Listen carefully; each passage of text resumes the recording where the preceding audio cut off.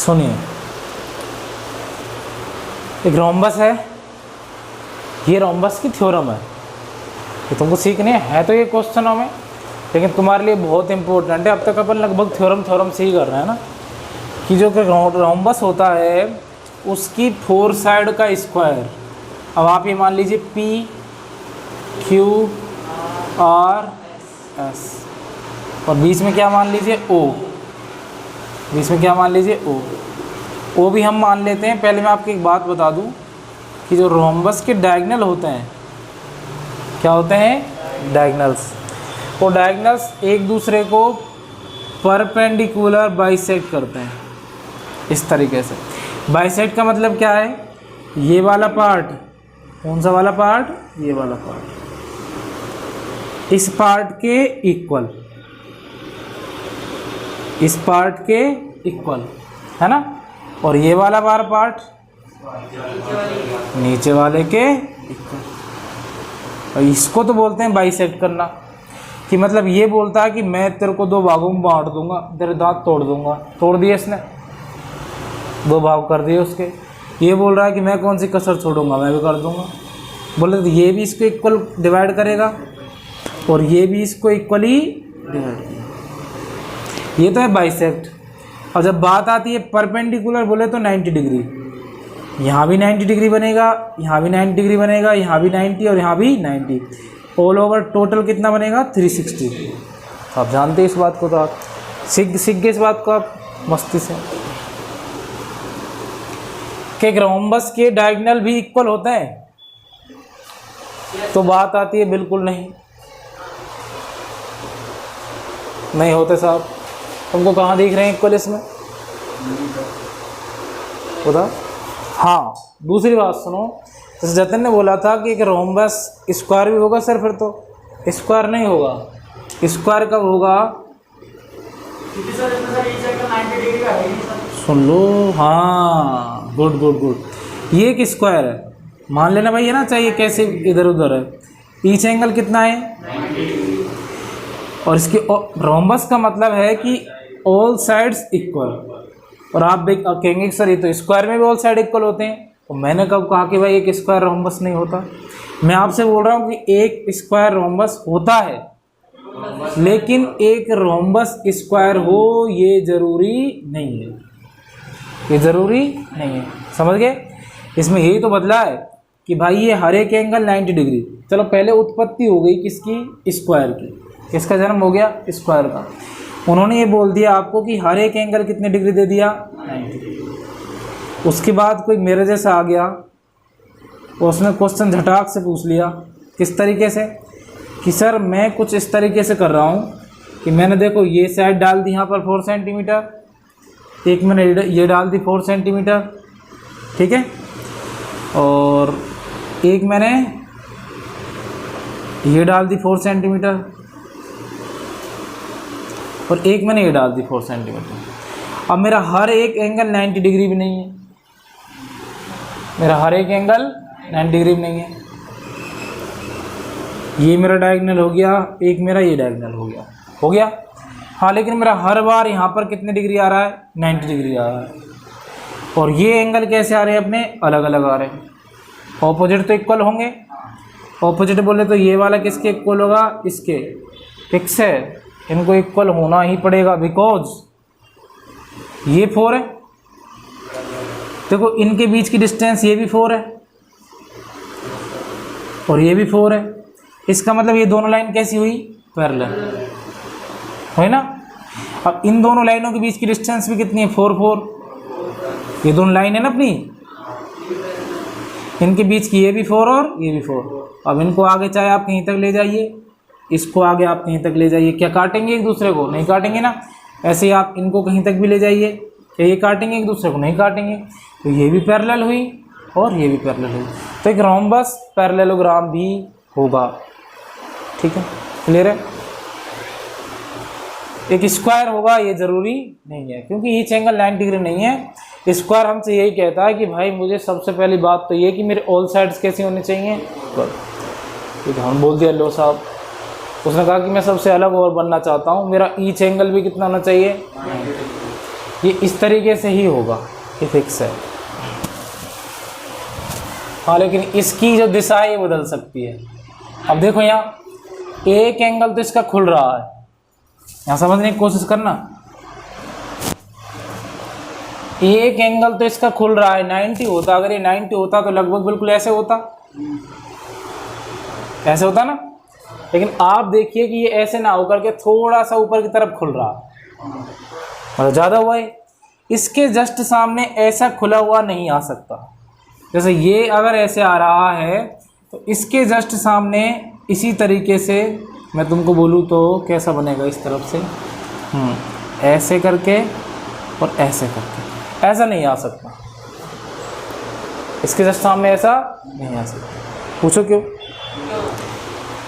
क्योंकि अब ये खुल गया, ये भी खुल गया। अब आप इसको बढ़ाइए आगे। मैं आपसे ये नहीं कह रहा कि ये मिलेंगे नहीं, ये मिल तो जरूर जाएंगे। अब आप इसको भी बढ़ाइए, बढ़ा दिए अपन ने, कंप्लीट बढ़ा दिए। हो सकता है ये भी बड़ा हो, ये भी बड़ा हो, ये भी 90 से ज़्यादा है और ये भी 90 से ज़्यादा है। ये दोनों पिचके हैं दोनों। ये दोनों एंगल कैसे हैं? कुछ इस तरीके से बंद एंगल है अपना। 90 होता तो ऐसे होता, ऐसे होता ना। ये दोनों बंद है। ये दोनों कैसे हो गए? 90 से ज़्यादा हो गए अपने पिक्सल।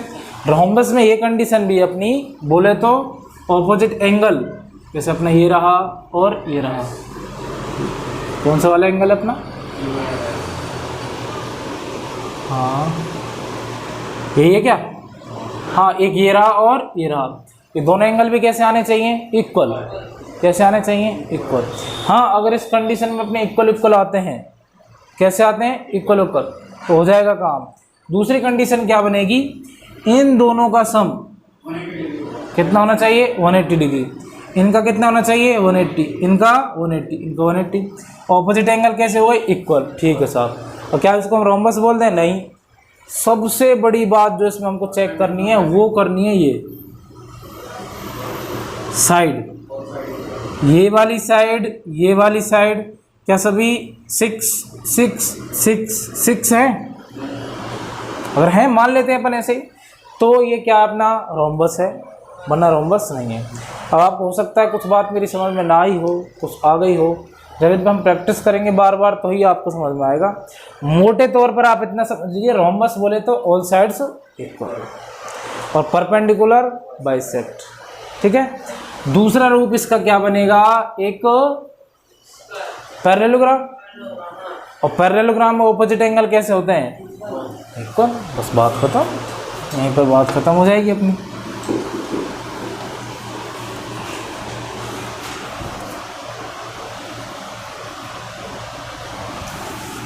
एक और हल्के तौर पर थोड़ा सा इधर देखो, ये एंगल मैं ऐसे ही मान लेता हूँ कि 110 डिग्री है। कितना है? 110। इधर मैं और बना रहा हूँ इसके जस्ट सामने, ये बना दिया मैंने लगभग 20 डिग्री का। कितने का? 20 का। अब हम इसको जैसे हम आगे बढ़ाएंगे तो इस तरीके से बढ़ेगा, इसको हम आगे बढ़ाएंगे तो इस तरीके से बढ़ेगा। बन गया रोम्बस? बन गया क्या? नहीं बना ना? बस तो बस बनना ही पॉसिबल नहीं है, बिकॉज अब देख लीजिए आप, ये आगे जाएगा, ये आगे जाएगा। एक तो सबसे पहले तो पैरेललोग्राम ही नहीं है। इसको आप बोलोगे सिर्फ एक, क्या नाम दोगे इसको? क्वाड्रिलेटरल। 4 साइड है तो क्या नाम दे? वो क्वाड्रिलेटरल दे सकते हो। हाँ, दे सकते हो, लेकिन सुन लो, उसके लिए देखना है कि अपन को ये दोनों कैसी हैं, अपनी पैरेलल होनी चाहिए। अगर ये दोनों पैरेलल हैं तो क्या देंगे? ट्रेपेजियम। बनना छोड़ो, कहानी खत्म। ऐसे अबड़े सीधे जब तुम बनाओगे तभी तुम्हें समझ में आएगा थोड़ा सा ना। अब चलो, इस पर बहुत हो गई बात, अब क्वेश्चन की तरफ चलते हैं। वैसे क्वेश्चन बड़ा है। इसने कहा है कि ऑल साइड का स्क्वायर का सम, ऑल साइड्स के स्क्वायर का सम। देखो, स्क्वायर बोले तो पी क्यू का स्क्वायर, क्यू आर का स्क्वायर प्लस आर एस का स्क्वायर, या फिर एस पी का हो गया, इक्वल है इक्वल, अब क्वेश्चन की लैंग्वेज सुन लीजिए आप कि sum of squares of all sides is equal to sum of squares of its diagonal, इसके डायगोनलों के स्क्वायर के सम के इक्वल। इसके डायगोनल क्या अपने पास देख लो, क्यू एस और पी आर। अब करते हैं, बेशक टाइम लगेगा लेकिन समझ में पूरा आएगा आपको। पहले अपन को उसी जगह खोज पर जाना है जहाँ से ये चीज़ें आई हैं। बोले तो ये किसी के बच्चे हैं, P Q, Q R, R S और एस पी जो भी हैं, लापता हैं। अपना काम फिलहाल यहाँ पर है कोतवाली का। चलो इनके माँ बाप का पता लगाते हैं। सबसे पहले चलो पी क्यू के पास, क्या जुगाड़ करें कि पी क्यू स्क्वायर लाएँ। कर देंगे, देखो हम बता रहा हूँ। ये रहा पी क्यू, दिख गया? ये रहा 90 डिग्री। हमारे पास एक ट्राइंगल बन के आ रहा है। कैसा ट्राइंगल? हाँ, राइट एंगल ट्राइंगल। बिकॉज इसके डायगोनल कैसे हैं आपस में? Diagonal bisect each other. कैसे? Perpendicular. Diagonal bisect perpendicular each other. आप यहाँ पर लिख सकते हो, प्रूफ लिखना पड़ेगा। अब क्या लिखना पड़ेगा? प्रूफ, क्योंकि अपन को प्रूव करना है यहाँ पर। तो लिखो कि भाई P Q R S is a rhombus and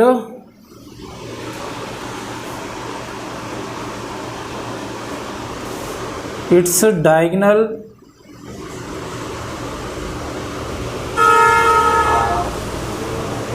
perpendicular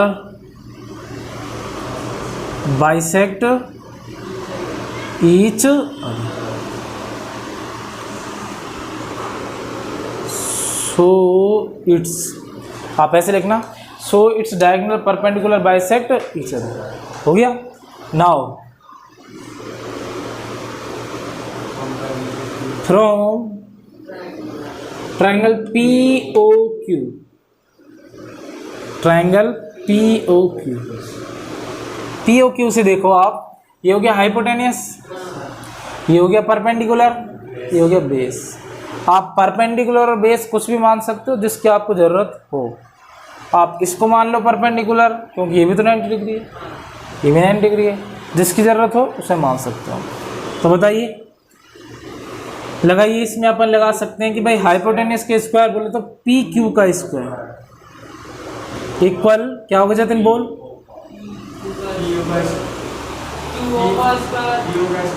QO का यहाँ पर जो नाम हो ना वही लेना। QO तो है नहीं, चलो QO का स्क्वायर और PO का स्क्वायर। किसका स्क्वायर? PO का स्क्वायर। सब में इसको नाम देंगे अपन, इसको हम नाम देंगे इक्वेशन नंबर फर्स्ट। अब मेरी पूरी बात सुन लो आप। अगर इसके डायगोनल बाइसेक्ट कर रहे हैं ईच अदर, तो अपन यहाँ पर एक बात लिख सकते हैं, यहाँ लिख दूँ मैं, है ना? उस तरफ तो क्वेश्चन करूँगा मैं कि भाई अपना QO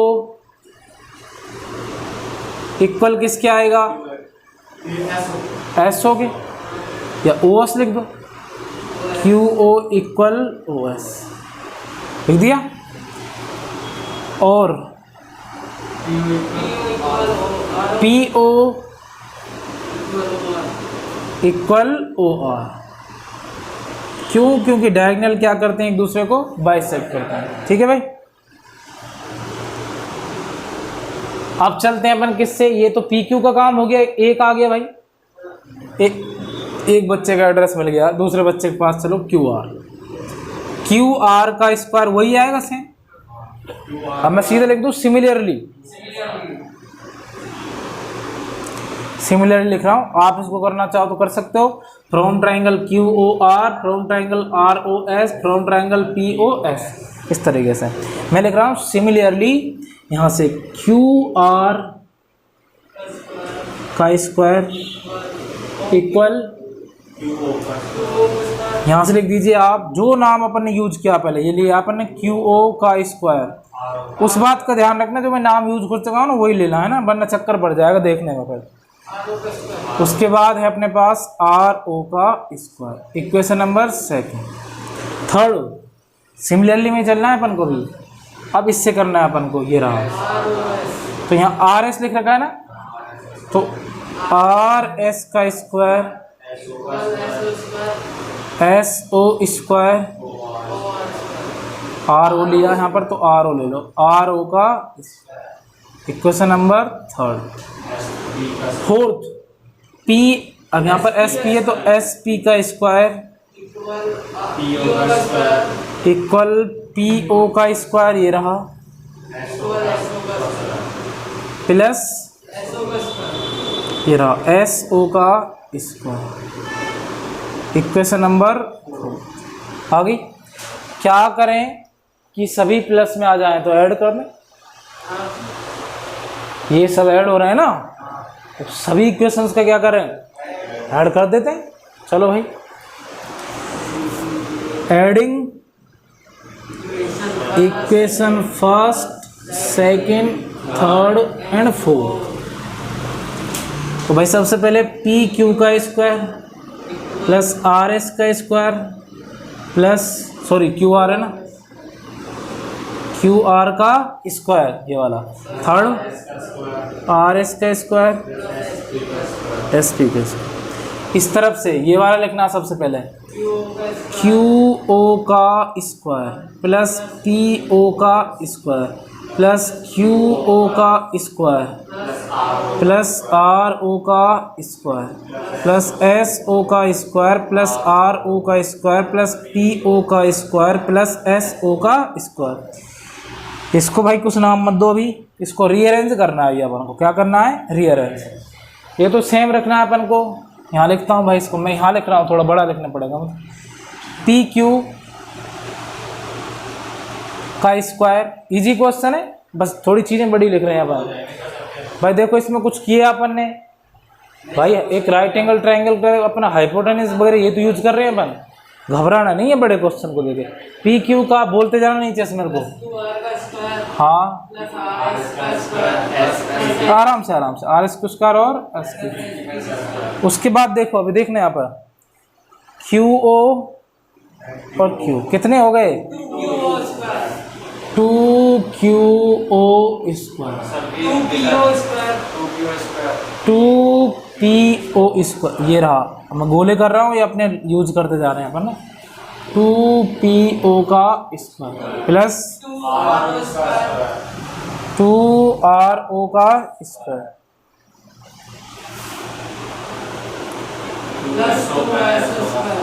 प्लस 2 एस ओ का स्क्वायर। आगे 4 चीजें आ गई अपने पास। अभी और देखो, अब मेन चीज अपनी शुरू होती है यहाँ से,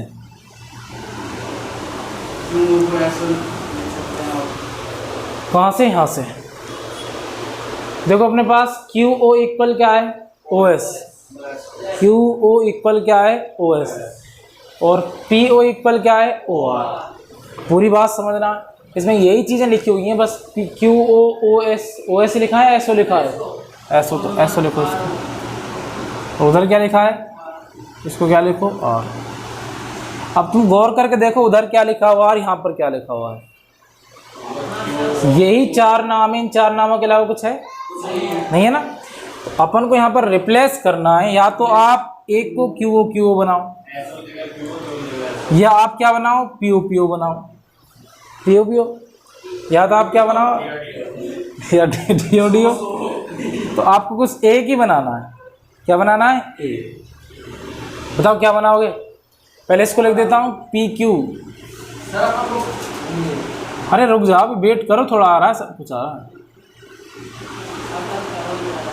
सब्र करो। तो क्यू बना दूँ,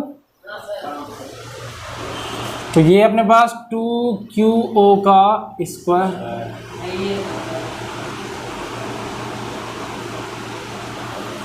अब पी ओ की जगह क्या लिख सकते हैं अपन, हाँ एक बना लो कोई भी यार। चलो पहले रिप्लेस कर लो एस ओ वाले को, किसको, इसको।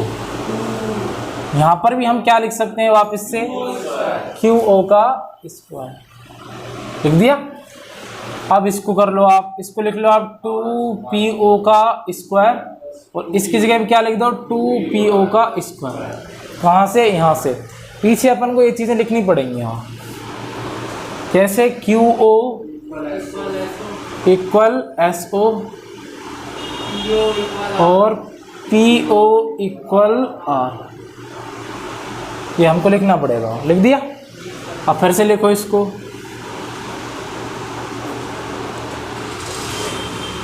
लिखिए भाई, पी क्यू का स्क्वायर प्लस क्यू आर का स्क्वायर प्लस आर एस का स्क्वायर प्लस एस पी का स्क्वायर कितने हो गए, क्यू क्यू 4 क्यू ओ का स्क्वायर, ये कितने हो गए 4 पी ओ का स्क्वायर। आ गया। अब इससे आगे देखो, अपना लगभग काम हल्का हो चुका है बहुत सारा। क्यू ओ ये रहा, पी ओ ये रहा, आगे। अब यहां से कैसे करेंगे इसको हम, देखो पी क्यू का स्क्वायर, क्यू आर का स्क्वायर, आर एस का स्क्वायर और एस पी का स्क्वायर। मेन काम शुरू होगा यहाँ से, जो बहुत बढ़िया काम है अपना। तुम मुझे बताओ, ये जो टोटल है, टोटल क्या अपने पास, पी आर, मैं यहाँ लिख रहा हूँ उसको समझाने के लिए आपको इस जगह पर। इसको आप इसमें ऐड कर देना, करना चाहो तो। पी आर अपना किससे किस किस से मिलकर बना है, ये बना है पी ओ प्लस आर से मिलकर बना है। लेकिन हमारी ज़रूरत किसकी है, पी ओ। बता, पी ओ और आर ओ भाई साहब कैसे हैं, दोनों इक्वल है ना। तो इस आर ओ की जगह में क्या लिख सकता हूँ, P O. P R equal P O plus P O. कितने पी ओ, हाँ 2 पी ओ। बस काम हो गया। बोले तो पी ओ का डबल क्या होता है, पी आर। पी ओ का डबल क्या होता है, पी आर होता है ना। नेक्स्ट दूसरी बात पर गौर करो। हाँ ये रहा अपने पास अब क्यू ओ। पूरी लाइन का मतलब क्या, क्यू एस। क्यू एस को हम लिख सकते हैं Q S Q O plus S O, लिख दिया। तो क्यू एस इक्वल अपन क्यू क्यू बनाएंगे, यहां भी क्यू ओ, कितने क्यू ओ, 2 क्यू ओ। तो भाई जो क्यू एस है वो किसका डबल है, क्यू ओ का डबल क्या होगा, क्यू एस होगा। नेक्स्ट अब आ जाओ यहाँ पर। अब मैं करता हूँ, देखो इसका काम तमाम। ये जो 4 है, क्या मैं इसको लिख दूँ 2 क्यू ओ का होल स्क्वायर, 2 2 जा, और क्यू ओ का स्क्वायर करेंगे तो Q A square plus 2 P O का। यहाँ से आके आपको घबराना नहीं है, कहीं घबरा जाओ यार अब इससे आगे क्या होगा, या डायरेक्ट वैल्यू पुट कर दो तो क्वेश्चन गलत हो जाएगा भाई। 2 2 जा, और क्यू क्यू स्क्वायर, 2 2 जा 4 पी ओ हो गया, पी ओ स्क्वायर। मतलब खूब पी ओ ना। आगे देखो,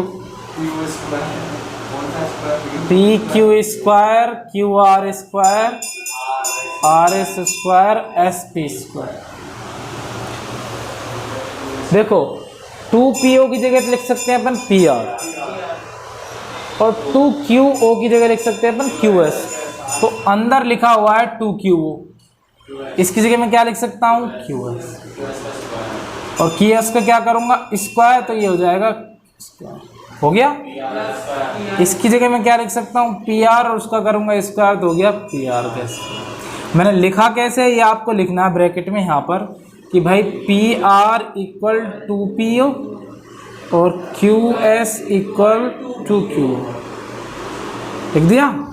अब यही चीज़ देख लो, हमको प्रूव करनी थी भाई कंप्लीट। आप देख सकते हो मैं प्रूव कर चुका हूँ, हो गया आंसर प्रूव। सो एक रोम्बस की ऑल साइड्स का स्क्वायर उसके डायगोनल के स्क्वायर के मतलब उसके ऑल साइड के स्क्वायर का सम और डायगोनल के स्क्वायर का सम कैसा होगा? इक्वल होगा। कैसा होगा? इक्वल। बताओ कोई गड़बड़, कोई झिलमिलाहट कहीं से भी? बहुत आराम से बढ़िया तरीके से समझाया आपको। बताइए कर लोगे ना? कर लो सर। हाँ ये फोर्थ वाला इक्वेशन